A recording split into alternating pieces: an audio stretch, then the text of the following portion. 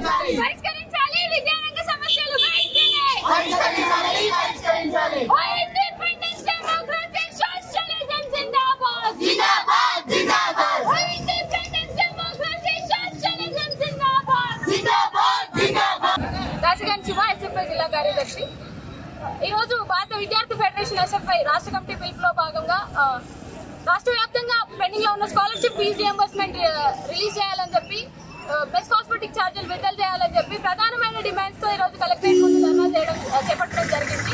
మా ప్రధానమైన డిమాండ్స్ ఏంటంటే తెలంగాణ రాష్ట్రంలో 2 సంవత్సరాలు కాంగ్రెస్ ప్రభుత్వం అధికారంలోకి వచ్చి 2 సంవత్సరాలు గడుస్తున్న విద్యాశాఖ మంత్రిని నియమించలేదు.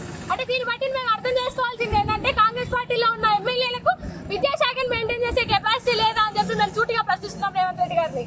ఈ రోజు అసెంబ్లీలో సమావేశాలను ఏర్పాటు చేసుకున్నారు.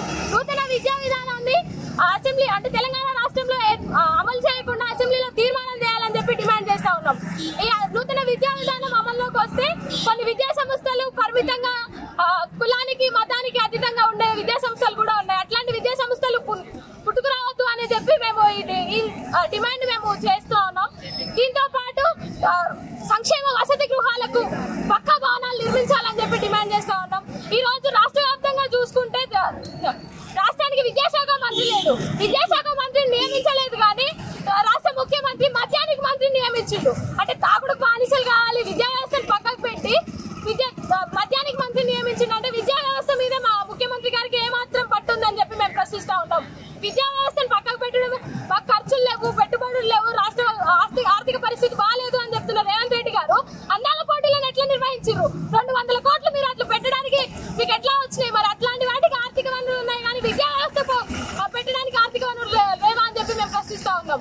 దీంతో పాటు రాష్ట్ర వ్యాప్తంగా ఉన్న పరిస్థితిని పక్కకు పెడితే జిల్లాలో మెయిన్ గా మేము చూసిన సమస్య ఏంటిదంటే జిల్లాలో మెయిన్ సెంటర్ లో ఉన్న పాఠశాల girls high school, Urdu medium high school 200 మంది విద్యార్థులు ఉంటారు. అందులో పక్కనే MEO office, MPDO office opposite లో కోర్టు ఉంది. ఈ సమస్య మేము కలెక్టర్ గారి దృష్టికి కూడా తీసుకెళ్లడం జరిగింది. అది కన్స్ట్రక్షన్ లో బిల్డింగ్ వదిలిపెట్టి ఆ బిల్డింగ్ కన్స్ట్రక్షన్స్ సగంలో ఆపేసి ఆ విద్యార్థులు తీవ్ర అస్వస్థతకు గురవుతున్నారు. మేము పక్కాగా అంటే ఎస్ఎఫ్ఐ ఆర్గనైజేషన్ గా మేము అక్కడికి వెళ్ళి విజిట్ చేయడం జరిగింది. అక్కడ భవనాలు చూస్తే శిథిలావస్థలో ఉన్నాయి.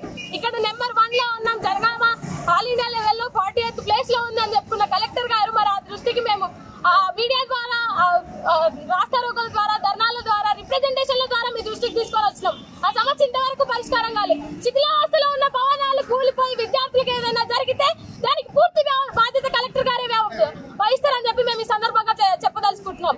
విద్యారంగాల సమస్యలు పరిష్కరించకుండా మీరు ఇట్లానే కాలం వెళ్ళదీస్తే గత ప్రభుత్వం అట్లానే కాలం వెళ్ళదీసింది, అది మూలకు పడిపోయింది. ఈ ప్రభుత్వానికి కూడా ఎక్కువ రోజులు లేవు మూలకు పడడానికి. విద్యార్థులతో విద్యార్థి సంఘాలతో పెట్టుకున్న ఏ ప్రభుత్వాలు కాలం తీసినట్టు చరిత్రలో లేవు. విద్యారంగ సమస్యలు పరిష్కరించకుండా మీరు ఈ కాలం తీస్తే మాత్రం మేము అసెంబ్లీ ముట్టడికి కూడా వెనకాడబోమని ఈ సందర్భంగా హెచ్చరిస్తూ ఉన్నాను.